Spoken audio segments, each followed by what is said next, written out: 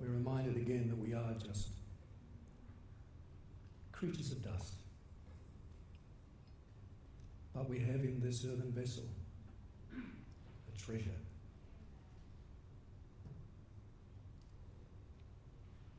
And we pray this morning that because you've placed your Spirit within our spirit, you'll speak to us. You'll stretch us in our minds, in our thinking, in our worldview. That you'll impact us in our emotions. That you'll impart to us in spirit. And that we will leave not only this session, but this entire day with all of its great speakers. Much better equipped to be the city on a hill for this nation. In Jesus' name. Amen. I apologise if I seem to be looking down a lot this morning, but the monitor I'm provided with is at my feet. So forgive me for that. I want to speak to you this morning about media and arts for the smart age. And this morning I'm wearing the futurist hat, not the preacher hat, so there's no pulpit. There's nothing between you and me, scary though that is. Media and arts for the smart age. Future-minded technologists have their way. Within about 15 to 20 years, we may all be living and working in smart cities, smart towns, and smart industries. Living on streets that we navigate using augmented reality, driving or being driven in cars that are fueled at least in part by big data, on roads that are managed using the Internet of Things. We may be working in buildings that are basically self-contained hydroponic farms, with walls that breathe to keep us warm and cool, with glass that changes reflectivity according to the amount of light available on any given day, with inbuilt water recycling plants to keep us in a fresh supply of the liquid gold of the 21st century, and gardens to keep us in a fresh supply of food. Now, how close are we to the really smart town, smart city, or smart industry? Well, that's open to debate in the community of technology and futurism, but one thing is absolutely certain, my friends, and that is that many of the revolutions that will drive a smart age are with us already today in nations like Australia.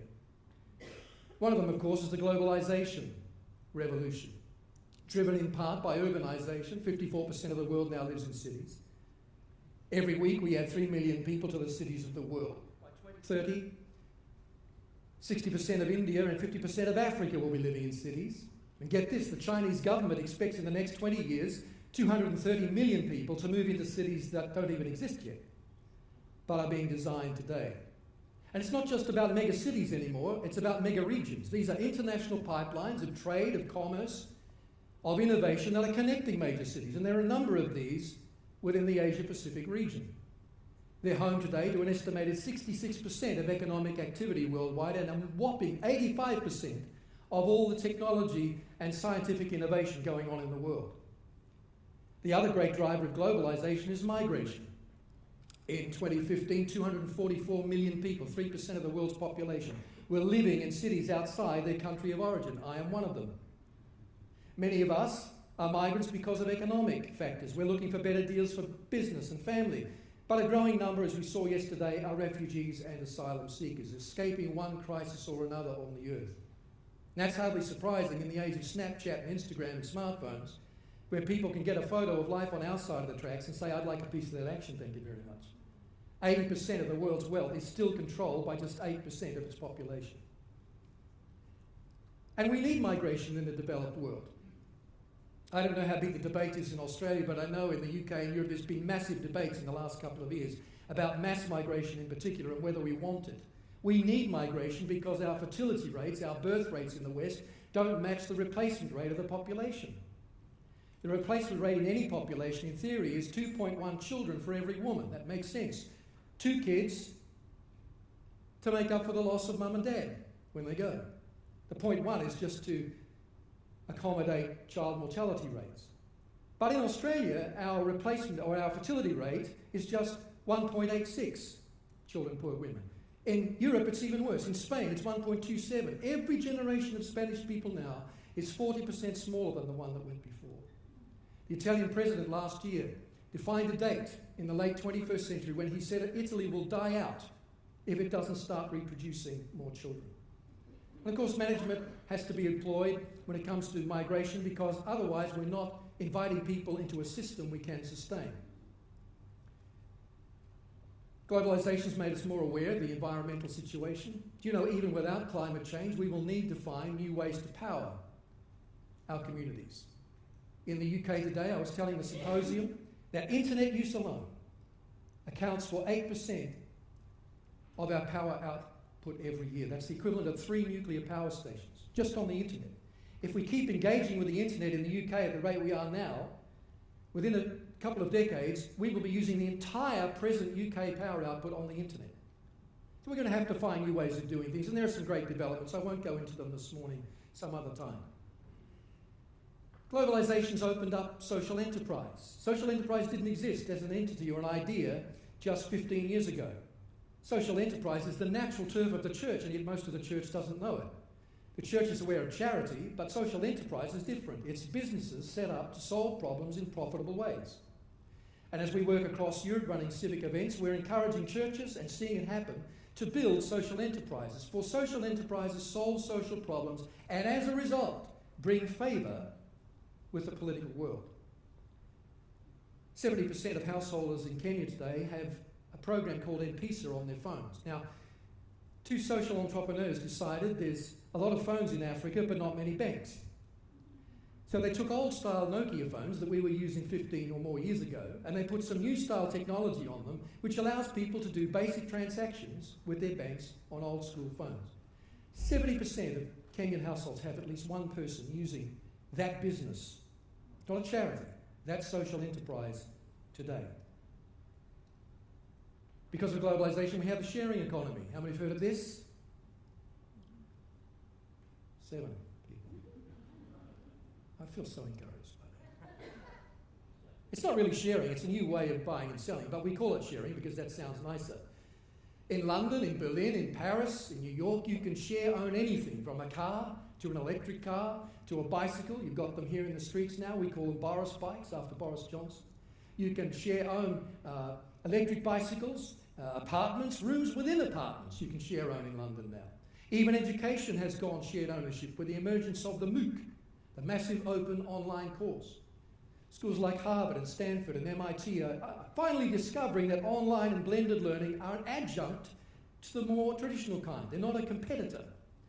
And so they're opening up entire courses to anybody who has access to the internet. That's remarkable. In London now we have the first MOOC, massive open mobile course. Students in London now can take an entire course or aspect of a degree course using their mobile phone with an app. And at the end of that section of the course, they're awarded what they call a nano degree, which I think sounds kind of sexy, and I'd like to have one.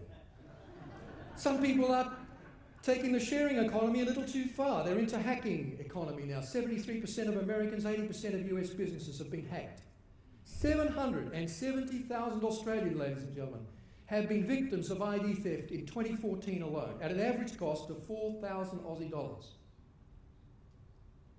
And now we have institutionalised hacking. Fancy Bear, Cozy Bear, aligned with the Russian security forces. Stuxnet, which slowed down the Iranian nuke program a few years ago, was the invention of the American and Israeli security forces working together. We have the growth of whistleblowing now, which, by the way, is very attractive to Generation Edge under 18. Come to the leadership stream this afternoon. I'm talking all about leadership and media for emerging generations. Less than 3% of CEOs of companies, including media companies, give any thought on a daily basis to the future. Even less, I would suggest, give any thought to the generations who must carry that future on their shoulders. No good you making plans for your company and its reach over the next 10 years if you don't also know something about the generations that will have to carry and implement those plans. Of course, to talk about whistleblowers raises important questions about where activism ends and anarchy begins. And that's an important debate that we need to be having. Social cohesion is challenged in the age of globalisation. Technology gaps are opening up. You're in media. You need to be aware that 41% of global population now uses the internet. How many think that is remarkable? 2 people. Well, think about it. 30 years ago, we didn't have a publicly accessible internet. Today we do. And yet 41% now use it. But of course that means 59% don't have access to the privileges and the opportunities the internet affords. 50% of the globe by 2025 will use a smartphone, according to the United Nations. Remarkable. We got the first smartphone in 2007. But of course that means 50% still won't have access to the opportunities and privileges that this affords us. Then we have the digitization revolution. In 1986, the world's technological capacity to store information was at the level of 2.5 billion gigabytes globally. By 2007, that had ballooned out to 295 billion gigabytes. Today, we add 2.5 quintillion, that's 2.5 times 10 to the power 18 bytes or keystrokes of information to the global database we call the internet. That is an astonishing number of zeros after the 10. That is an astonishing amount of data. Of course, we know as Christians, a plethora of data doesn't normally or naturally equate to a surfeit of wisdom. We may have data overload, we don't necessarily have wisdom overload. But up until now, the digital revolution, and we're only halfway through it, has been about analysing data, collecting it and analysing. So we have big data analytics. Machines like IBM's famous Watson, which is a network of computers, can crunch all the data coming in from all mobile devices. Your mobile phone, the cash register at the supermarket, the beeping machine in a hospital ward, and collect and see patterns within that data and use it to predict such things as economic shifts, marketing trends, political voter patterns. And I know that sounds all very theoretical, but big data now is being used to design better furniture and even crime prevention programs in cities in Europe. It will also drive the development of the Internet of Things. How many are familiar with that term? Billions of microprocessors built into everything from your sprinkler system in the garden, to your heating system, to the paintings on your wall, to the weave in your clothing to open and close according to temperature changes, all linked to the internet, supposedly to make your life easy. All of that makes possible something that sounds like an oxymoron: intelligent advertising. Geofencing allows marketers to pitch products at us. Even today, the technology exists, though it's not consumer viable now. To pitch products to you on your mobile phone based on where you happen to be located at the time, using your phone's locator and your past web buying history. But the next phase of digital that's coming up in the next 2 years will focus on the experience that data gives us. We're adding value using the data. So we have the growth in virtual reality, placing us in imaginary spaces using what is called haptic technology. Haptic technology is just technology that fools the senses. So we're quite good now at fooling the sense of sight and sound, but now technologists are working on taste and smell. So the restaurants will be able to give you a taste test of their menu before you book. I don't have time to explain how that happens. I'm not sure even technologists fully understand it, but it's in development now. We have cognitive computing, computers that can emulate the human brain in small ways. Your sense of touch can now be turned into digital vibrations or digital code. The vibration of rubbing your hand across your shirt can be turned into the binary code of computers, ones and zeros, and transmitted as computer language from one computer to another remotely, so that in not too many years you'll be able to rub your hand across a part of your tablet specifically designed to reproduce that code in vibration. So you can test the fabric that you're wanting to buy. We have brainwave interfaces. Facebook recently announced that it's looking at using optical imaging to trace your brainwaves so that you don't have to type anything, it can just tell what you want it to do. Today we do that with skull caps at the Free University of Berlin. What a fascinating city that is. I spend a lot of time there. It's the new Soho of Europe. It's a wonderful place full of young entrepreneurs in the tech industry. And they're able to drive a car with nothing more than the power of brainwaves. A remarkable thing. Now, big data, for all of its wonders, is a form of soft surveillance. And by the way, in the world of media in the next 10 or so years, you're going to have to deal with issues of privacy that you never had to deal with before, and the protection thereof. I don't know if you saw this. Samsung Television last year put out a warning to all of its smart TV users in Europe, saying that the voice recognition technology it uses to listen to and obey commands from the voice is actually able to record conversations in the living room. And because these conversations are being stored in the ubiquitous cloud, and hackers are getting access to the cloud, Samsung was warning its users that your conversations may be open to outside download. Now, I think George Orwell would have loved that. And so would all the freaky conspiracy theorists across the ocean. Your TV is watching you. We have the problem of biohacking emerging. In Epicenter, a workstation located just outside of Stockholm, they encourage all of their workers to have a chip built into their arm. With the biochip, they can open the security doors of work, they can run the photocopier, they can even pay for their meal at lunchtime in the canteen. And of course, all this sounds very good in the age of wave and pay and should surely be the natural progression. No more cards, no more cash, it's all on your body. But any computerized device can, at least in theory, be hacked. So we have to face, in the next 10 years, the question, do we want our bodies to be hackable and trackable devices at all times? And there's the problem of chip theft. I can steal your cash or your credit cards without necessarily doing you violence. But I cannot steal an embedded subcutaneous chip without hurting you in some way. And there's the question of digital debt. The more we reduce the substantiality of money, the weight of cash in the pocket that goes down as I spend it, the more I reduce money to meaningless ones and zeros on a screen, the more I am encouraging people to spend without adequate forethought. And the more I'm encouraging debt. And already in the UK, we see a burgeoning number of charities being set up to deal with debt in the age of cashless payments. And who owns the data? Do you own the data on Facebook? No, you don't. Zuck owns the data. And he knows he owns the data. And he sells it. That's how he makes his profit. That's the only way he raises revenue. It's not your data. It's Zuck's data. I call it Facebook. There are challenges with digitisation when it comes to productivity. How many of you are managers or owners of a radio or TV outlet? Managers, put your hands up, all the tired-looking ones that are struggling. We have a massive problem with time starvation in Australia in business today. 2/3 of Aussie CEOs cannot get to sleep at night, they say, because they're too wired to the internet. 20% of UK office workers answer 50 emails a day from their colleagues alone, not their clients. 40% of children in the country in which I live, the UK, who own a smartphone are today sleep deprived. Children as young as 5 in the UK now are exhibiting ADD-like symptoms, even though they are not ADD prescribed or diagnosed. Why? Because they cannot read facial signals. They're so used to multi-screening. Your brain needs downtime.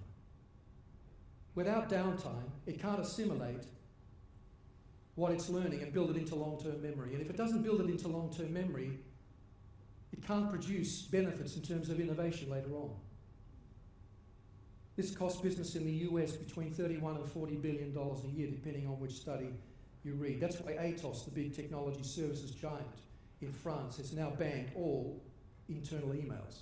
That's why John Dyson, the owner of Dyson Vacuum Cleaners, last week said, I only answer 6 emails a day and I expect my colleagues to do the same. And I make them carry paper notebooks, i.e. notebooks without a battery, into my staff meetings because I want to humanise the digital space. There are challenges with digitisation when it comes to the way the brain works.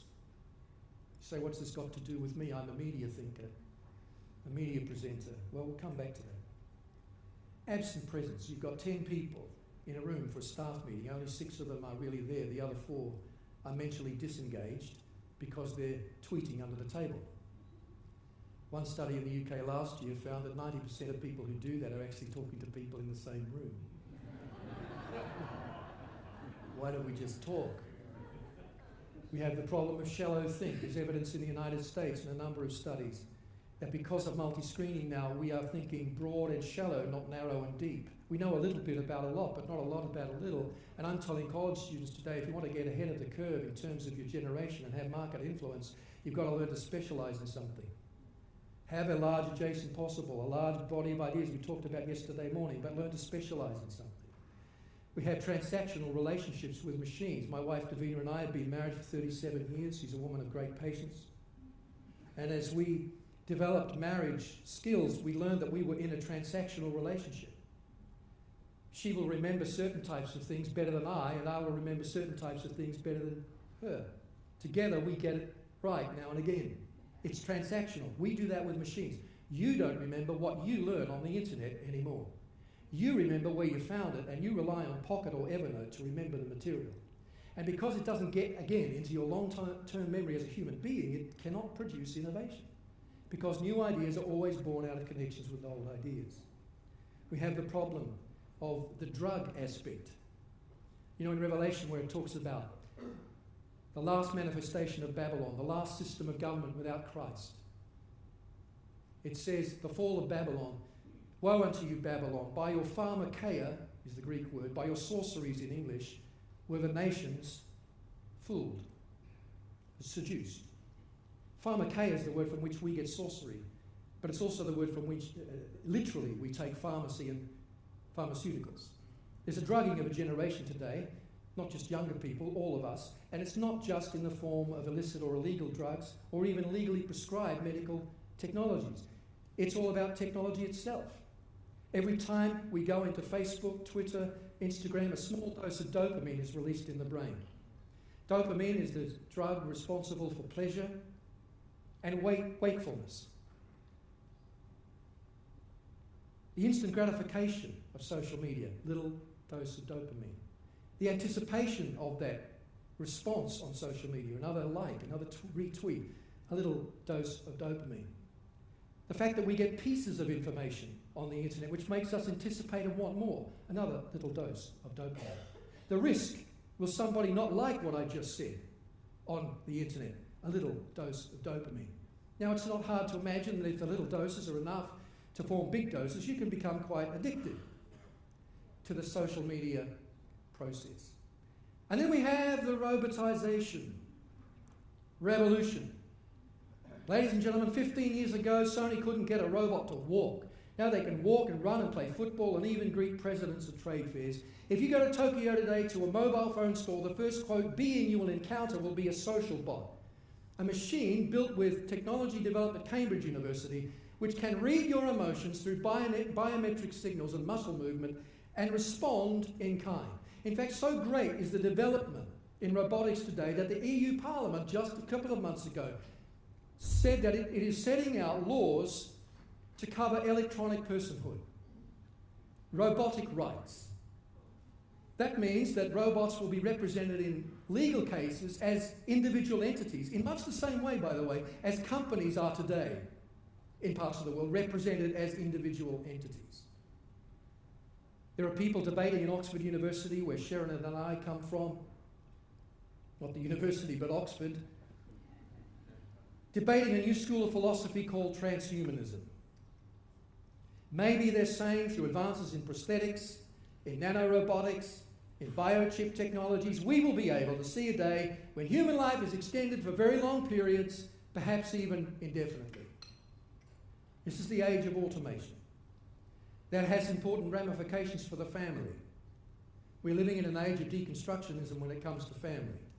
And what one generation tolerates ethically and morally, the next generation will treat as normal and seek to take further. We have a situation today where we have removed the idea in Great Britain that marriage is necessarily between a man and a woman. And we have in the process opened ourselves, and I've said this on the BBC, I'm not afraid of it, we have opened ourselves to the process and the possibility of a whole plethora of alternatives. Polyamory, 5, 10 people deciding that they have a hippie-like erotic relationship that should become marriage. Fixed-term marriages. We have prenups now to decide what will happen when we're divorced. Why not a prenup that says we're going to be married for 10 years and then we'll renegotiate the contract? Cyber marriage. Facebook already in the UK is responsible, or is cited rather, in 19.7% of divorce cases as a contributing factor because people are developing erotic relationships online. That will increasingly be a problem as we develop more haptic technologies. And then we have the possibility of human-android marriage, which no one except for me, as far as I know, is talking about, but it's a very real danger. In New Zealand, the University of Wellington, there's a group of academics that are advocating we have robot prostitution in place by the year 2050, totally eradicating the need for physical prostitutes, human prostitutes, because they say this would allow us to cut down on STDs, but would still allow us to have sex tourism in places that need it, like the Philippines. Just the fact that we have academics thinking on those lines is a concern to me. And if we can have robot prostitution relationships because of increasingly anthropomorphized robots with haptic technology built in, what is to say that someone won't say, I have an erotic and romantic attachment to this machine. I would like to have the benefits in law of marriage. In all of that, our culture is looking for leadership. Sadly, in our political classes today, there are more managers than leaders. That's not a criticism, it's an observation. And management is wonderful, and you in radio need management, but management's not leadership. Management, generically, focuses on metrics, numbers, targets, pie charts. All of that if you're a manager here today, you are so central to the media enterprise. But it's not leadership. Leadership focuses on mindsets. Managers are essentially, generically speaking, of course, structural engineers, but leaders are cultural architects. What do leaders do? They articulate vision, they map out strategy, they marshal activity to create an environment in which people flourish and projects fly. That's what leaders do. They have a vision of the preferred future. You need a vision, not just the future of radio or of your station. You need a future for your city.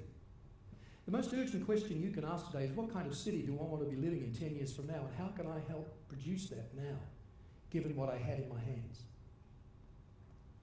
Having that vision of the preferred future, we then build a strategy to carry us there, because vision without strategy is just when you wish upon a star. Having designed a strategy, we bring the right people into, you know this, your leaders, you bring the right people into the organisation to help you build that strategy. And in doing all of the above, you create an environment, what the French call a milieu, that encourages people to take risks, to look for exceptions instead of norms. That's what leaders do. This is the role we need to play. How do we do it? What do we need to change to fulfill that role in society? Can I ask you a little survey question? How many of you seriously believe that not just Christian media, but Christians in media, and can I say, I've been so honoured to be invited here, Nathan, and all the board of CMAA. I came to an iteration of this conference almost 20 years ago in Sydney, and it was nothing like this.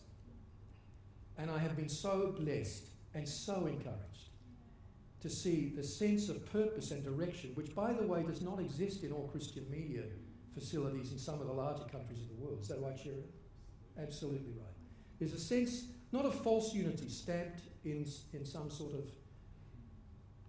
random way upon a disparate group of people. There's a sense of a unity of purpose here, which I applaud, and I'm honoured to be part of it, and thank you very much for allowing me to do that.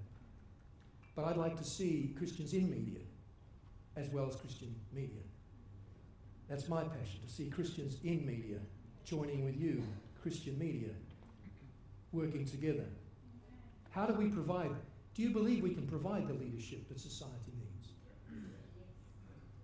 To do that, we need a new theology of thought. I'm not using the word theology this morning in its systematic sense, that we would use it in a theological college. I'm using it as our practical and pragmatic understanding of the nature and character of God and how he relates to human beings, as outlined in the Bible. Because our theology, our understanding of God's nature and character, will shape our philosophical anthropology, our understanding of the nature and character of human beings that we are trying to speak to. And where our philosophy goes today, our feet will follow tomorrow. So we, as Christian media exponents, need to be very keenly aware of the importance of thought, and not just emotion, in Christian life. The fall of humanity did not begin with human activity. It began with human imagination. Eve saw the tree, that it was pleasant to the eyes and good for food. The tree hadn't changed. Her perception had changed. And all the misery that has come through the centuries because of the human fall began in human perception. And so 2 Corinthians 5 says we must bring down every false perception and make thoughts subject to Christ. Jesus said it's part of the great commandment to love the Lord your God with all your heart, soul, mind and strength. What does that mean? The Lord some years ago took me back to the old wedding vows of the English system, in which one of the promises that is made goes as follows: with my body I thee worship. I.e., I want my body to bring pleasure to you and to be productive for you in terms of family. What does it mean to love God with all your mind? It means to say, Father, I want my thoughts and the process of my thoughts to give you pleasure and to be productive for you. Jesus was accused of many things, but he was never accused of being stupid or intellectually lightweight. And neither, ladies and gentlemen, should we. We need a new theology of Christ's headship to exercise the leadership we in media should have in Australia. We are children of the Reformation, which I mentioned last night, but we're also children of pietism, a school within the Reformation Church in the 17th century. And the great emphasis of pietism is that we have a personal devotional relationship with Christ. I believe, as I said yesterday, that is central to my faith, a personal relationship to Christ. But the weakness of pietism is its strength. The weakness is that it takes on Platonic overtones, a false dualism that is not in the Bible, that it's all about relationship with Christ and not about cultural engagement. Psalm 24:1 says, the earth is the Lord's and everything in it and everyone in it. We talked about Ephesians 1. Christ is the head of all things and given us head over all things to the church. Matthew 5:14, you are sitting on a hill. What does that mean? In part, I believe it means the church and every Christian in a city is in microcosm what the city could be if it lived according to the values of the kingdom. And sometimes we're so engaged in the world. Hey, listen, in Christian media, we get so tied up with what the world of the Spirit is about, what's happening in the latest Christian stream or the latest Christian conference. We forget the Holy Spirit works in the culture at the same time he does in the church. If I can use my rather flawed German for a moment, the Germans have a wonderful word for which we only have a phrase, the spirit of the time, Zeitgeist. And my other favourite word in German is Heiliger Geist, the Holy Ghost. Our job as Christian media leaders, I believe, is to connect the spirit of the time, the Zeitgeist, with the Heiliger Geist, the Spirit of God. But to do that, we have to be engaged. We can't be the sad man at the party who turns up and enters a pleasant, happy conversation with a really loud and offensive approach. Do you know the world's going to end shortly? And we wonder why. We're never invited back to the party.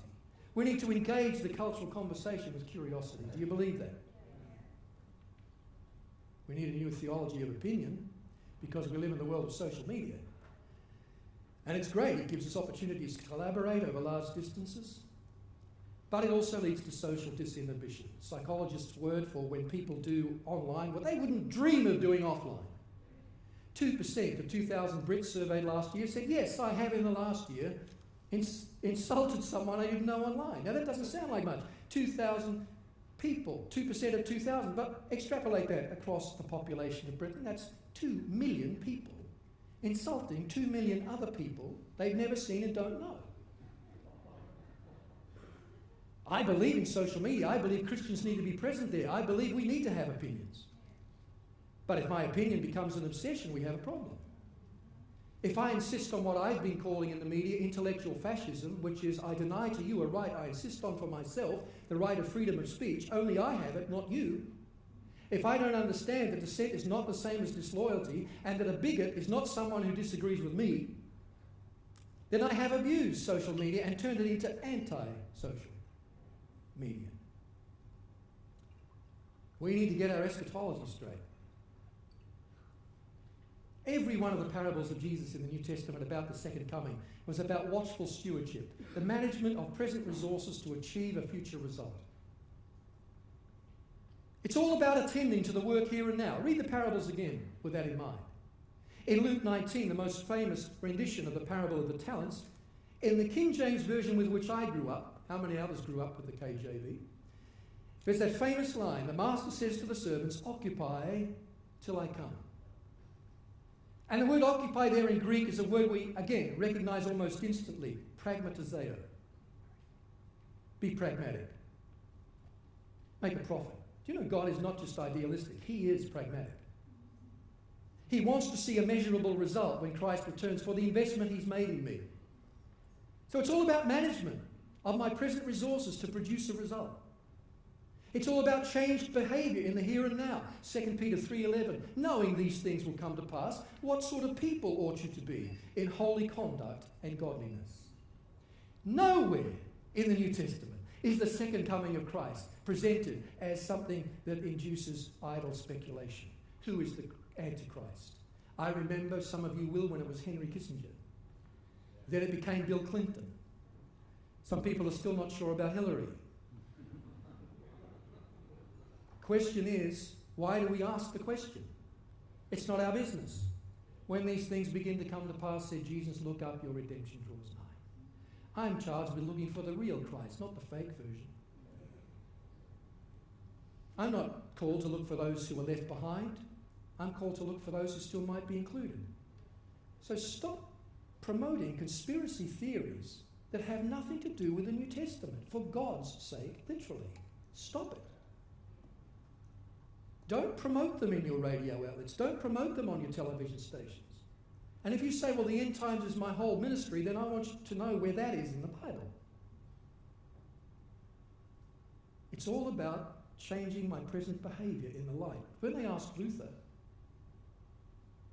what would you do if you knew Jesus was coming back tonight? He said, I'd plant a tree. In other words, I'd plant something now that have long-term impact, because a sage of old said we should each be planning as if Jesus won't come back for 100 years, but living as if he might come back tonight. We can encourage that.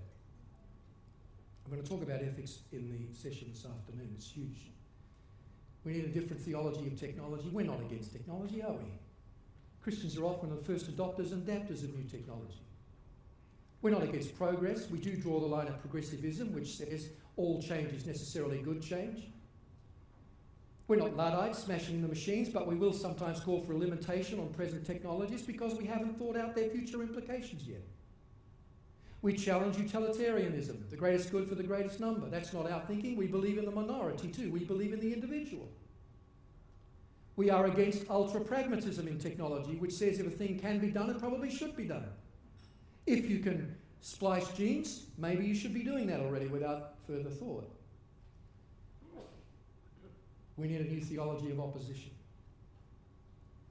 Pew Research discovered it in a study mapping 2006 to 2009 that 1/3 of the world's population in that period were impacted by one of two things: either government restrictions on religious activity or social hostility towards religion.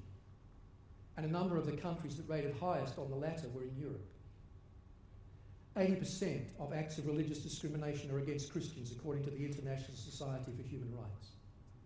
The Vatican says there may be as many as 100,000 cases of persecution against Christians, most of them unreported across the world every year. That is a concern. But we must differentiate between cultural bias and persecution. What we have in Australia, as in UK at times, is political correctness taken too far and bias against faith, especially perhaps Christian faith. But calling that persecution is disingenuous. C.S. Lewis wisely once said, by the way, there's a book called C.S. Lewis and the BBC, and if you read it, you'll discover why I spend so much time on the BBC. We owe them C.S. Lewis. Without them, we would not have Mere Christianity. He didn't want to do those radio programs. They badgered him until he did. And as a result, we have the greatest book of apologetics written in the 20th century. We owe them a debt. Lewis wisely said, never use adjectives beyond your argument. Never say infinitely when you mean very. For then, what word will you use when you want to express something infinite? We shouldn't call it persecution if it's not. That dishonours too the people going through persecution, and it's a bad move strategically for the church. How can you engage a community proactively which you have already declared to be your enemy? How can you be a voice for proactive future and change in a community in which you live as a victim. There may come a time to draw a line in the sand in Australia and say to the government, this far and no further, you can't take our rights away any more than this. But if ever real persecution were to set in a country like Australia, we go to Matthew 10 and we look at what Jesus said we should do when that occurs. Finally, in 1 minute 13 seconds, we need a new theology of rights. It's interesting, isn't it, that human rights discussion is now driven not by Christian groups but by liberals in the main. It's a good thing, but it began in the Christian church. The whole concept of human rights is a Judeo-Christian concept. The Genesis tells us we have 3 rights straight away. We were created in the image of God, so we have dignity. Because we're created in the image of God, no one group in society should oppress another. We have equality.